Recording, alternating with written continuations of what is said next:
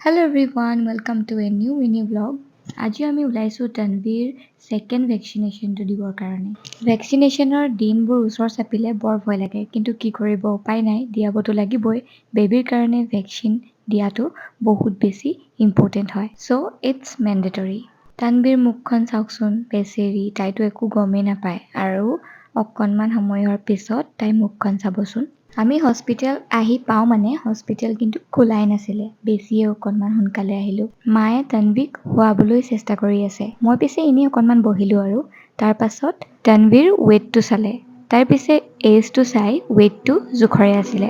অলপ সময়ৰ পাছত ভেকচিনেশ্যনৰ প্ৰচেছবোৰো ষ্টাৰ্ট হ'ল।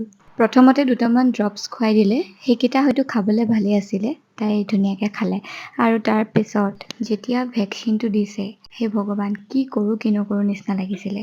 বহুত কান্দিলে তাই সেইকণ সময়ত। ভেকচিনটো দিয়াৰ লগালগ যিহেতু বিষটো নহয়, সেইটো কাৰণে তাই এতিয়া ভালকৈ আছে আৰু তেতিয়ালৈকে আমিও টাউনতে দুটামান বজাৰ সমাৰ কৰি ঘৰলৈ আহিলোঁ। আজিলৈ বাই, আকৌ নেক্সট ব্লগত লগ পাম।